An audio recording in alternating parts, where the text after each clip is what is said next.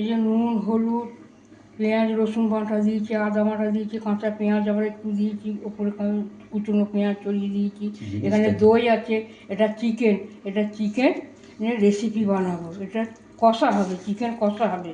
সব মশলা দিয়ে এটা চিকেন কষা করব। যে খাবে সে বলেছে চিকেন কষা খেতে খুব ভালোবাসে, সেগুলো আমার নাতি।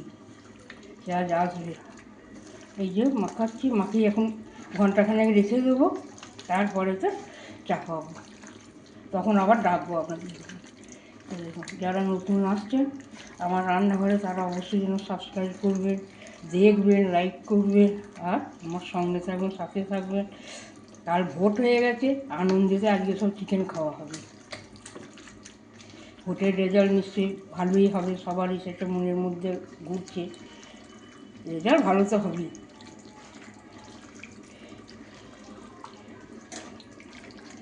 মাখানোটাই হলো আসল, মাখানো আর কষা।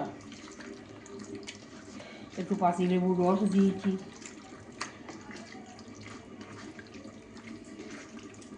ঝালটা জল ঢালার আগে দেবো, এখন ঝালটা দিয়ে একটু ঝাঁঝ লাগে, ঝালটা এখন দিয়ে দিই। এটা এখনও পড়বে, কাশ্মীরি লঙ্কার গুঁড়োটা এখন দিইনি, ওটা দেবো, ওটা জল ঢালার পরে দেবো। তাহলে একবার করে ঢাকা দেবো, আবার একবার করে এসে ঢাকা খুলে নাড়াচাড়া করে দেবো, তাহলে এটা মজে যাবে।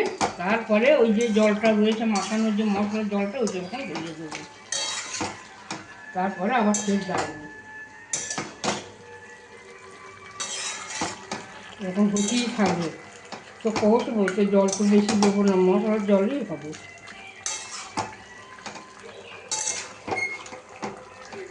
কষার সময় ঘি দিয়ে দিয়েছি একটু,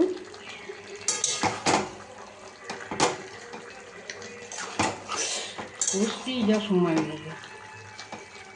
হয়ে গেছে তো, এই যে হয়ে গেছে, দেখুন চিকেন কারি আমার হয়ে গেছে। ওরা বলেছে মাখো মাখো খাবো, আমি ওই জন্য ঝোল রাখি নেবো, মাখো মাখো করে দিচ্ছি। এটা টেনে নেবে, ঢাকা দিয়ে রাখলে কড়াইতে টেনে নেবে।